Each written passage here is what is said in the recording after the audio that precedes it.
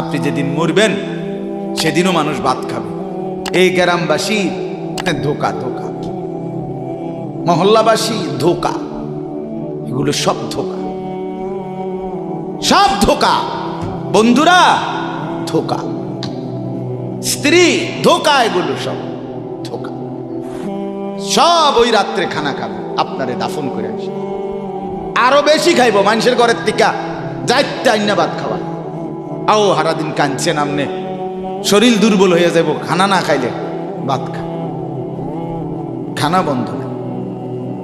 লাশের সামনে, লাশের সামনে মুসলমান আজকে জানাজা, লাশ সামনে, এখানে দাঁড়াইয়া জিগায় খানাটা কোন দিন কইয়া লাইলে ভালো আছিল। কি আহা আহা, মানুষ কার জন্য শিক্ষালেন? এই মানুষগুলো তারা আজকে জিগায় খানাটা কোন দিন করবে। 4 দিন না খানাটা কি সোমবারে করলে ভালো হয় না মঙ্গলবারে করলে ভালো হয়? কদ্দুর অনবুঝ করে লাইলে ভালো আছিল। লোকজন কি আর আবার পাইবেননি? হ্যাঁ, মানুষটিরে আবার কইটো আইবেন, আজকেই কইয়া লাইলে ভালো। ফলে জানাজার লাশের সামনে দাঁড়াইয়া আগে কইয়ালায় সবাই খেয়াল রেখেন সোমবারে খানা। আহ, এর নাম দুনিয়া, এর নাম, এর নাম দুনিয়া। এই জন্য দুনিয়া বড়ই স্বার্থ।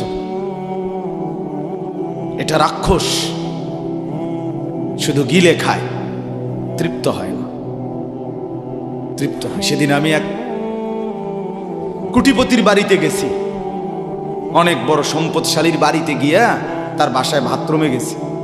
দেখি যে বাথরুমের যে দরজা, দরজার যে সিটকারি লাগায়, তো সিটকারিটা আছে, কিন্তু সিটকারিটা যেটার মধ্যে লাগায় ছোট্ট বল্টু একটা, এটার মধ্যে লাগায় যেটার মধ্যে আরে এটা নাই। এবারে লাভ হইল কি, এটা কিসের মধ্যে লাগায়? কথা বুঝছেন না আপনি?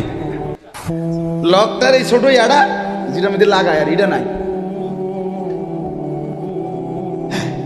তা না, আমি বের হয়ে বললাম, হা ভাইয়া, এরই নাম দুনিয়া। দুনিয়া এমন একটা না একটা থেকেই যায়, সব চাহিদা, সব প্রয়োজন পূরণ হয় না, পূরণ। আপনার লাশ যেদিন জানাজা হবে সেদিনও আপনার ঘরের হাজারো প্রয়োজন বাকি থেকে যায়, বাকি থেকে। পৃথিবী হাসবে ঠিকই, সিএনজিও চলবে, অটোও চলবে, সূর্যও ডুববে, চাঁদও উঠবে, রাতও শেষ হবে, দিনও আসবে, কেউ থামবে না আপনার জন্য। আপনি শুধু চলে যাবেন একা কবর, কেউ থামবে না। এরে বাপ, কেউ থামবে না। ছেলেরা আজকে বন্ধুর পাল্লায় পড়ে নষ্ট হয়ে যাচ্ছে। আহ, সমবয়সী বন্ধু তোমার উলঙ্গ ছবি দেখায়া, নর্তকী দেখায়া শেষ করে দিল, তুমি বুঝলা। সমান সমান বন্ধু একসাথে তোমার জুয়ার আড্ডায়, মদের আড্ডায়, নারীর আড্ডায়। আহ, আফসোসের কথা, ভাবতেই শিখে না একজন মানুষ সুস্থ স্বাভাবিক, একজন সতেজ সবল মানুষ, সে কেমনে এত বোকা হয়, নিজেকে ধ্বংস করে। আমি যখন এখন এই মাত্র যে দিতে আসতেছিলাম গাড়ি দিয়া, একটা ছেলে প্রতিবন্ধী, ছোট একদম প্রতিভা, সে দাঁড়াইয়া রয়েছে মাঝখানে, মানে গাড়ির হরনও বুঝে না, কিছুই বোঝে না সে। পর আরেকটা ছেলে ধরে তারে এক পাশ করে দেওয়াতে তারপরে আমার গাড়িটা আসছে এই এখানে। এখন এই ছেলেটা তো অবুঝ হইতে পারে, এই ছেলেটা তো প্রতিবন্ধী, সে তার ভালো মন্দ বুঝে না। কিন্তু তুমি ছেলে সুস্থ সবল স্বাভাবিক যুবক, তুমি কেমনে নিজের ভালোটা বোঝো না? তুমি কেমনে নিজের ভালোটা বুঝো না বলেন? এত মানুষের জানাজা, কবরস্থান নাই এমন কোন এলাকা আছে বলেন? আপনাদের মহল্লায় কবরস্থান নাই? আপনারা কোনোদিন জানাজা পড়েন নাই? আপনারা লাশ দেখেন নাই? তাহলে জলজ্জান্ত মানুষ আজকে কবরে জনাব হযরত মাওলানা আব্দুল বারী সাহেব, আমার তো পুরা মনে আছে কত সময় আমার সাথে, কতদিন বয়ান একসাথে দেখছি, বসছি, কথা বলছি। কোথায় হারিয়ে গেল? কোথায় চলে গেলেন? এইভাবে পরিচিত চেনা মানুষগুলো প্রতিদিন হারিয়ে যায়, কবরে চলে যায়।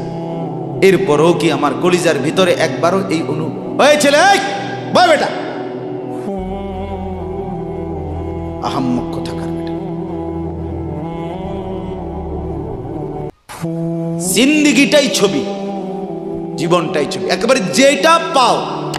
আজ মুসলমানের যুবকের কথা হইল, বেঈমান ইহুদি আর কাফেররা আমাদেরকে এরকম ফাঁদে ফেলাইছে যে যা কিছু আছে 24 ঘন্টা মুসলমানের ছেলে মেয়ের হাতে মোবাইল তুলে দিছে।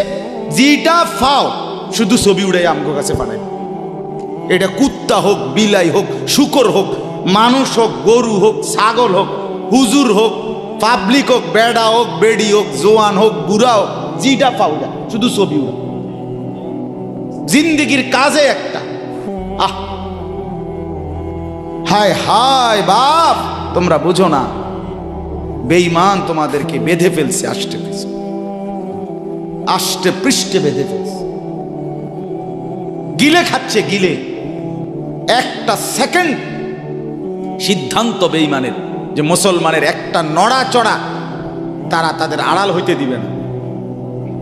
কারণ এই মোবাইল, এই ইন্টারনেট, এই সব কিছু আমরা যাই ছবি উঠাই করি তাদের হাতে, তাদের কাছে এটার মূল নিয়ন্ত্রণ। তারা দেখে মুসলমানের যুবকদের হালাত কি, চরিত্রের অবস্থা কি, যুবতীদের হালাত কি। যুবতী তার রাত গভীরে অশ্লীল দৃশ্য পুরুষকে দেখায়, যুবক তার রাত গভীরে অশ্লীল কথা, জঘন্য কথা ভিন মেয়ের সাথে বলে। আহা, বেঈমান তখন হাসে, কাফের বেঈমানরা তখন হাসে যে হ্যাঁ দেখছো মুসলমানের অধপতন, মুসলমানের সন্তানের নোংরামি, মুসলমানের সন্তানের অসভ্যতা, এটা তারা হিসাব রাখে। এজন্য ভাইয়া জীবনের কদর করে। একজন হলে একজনই বুঝেন, দুইজন হলে দুইজনই বুঝেন। বাবাদেরকেও বলি, আমার ছেলেদেরকেও বলি, সবাইকে বলি, বাপ, জিন্দেগির কদর কর।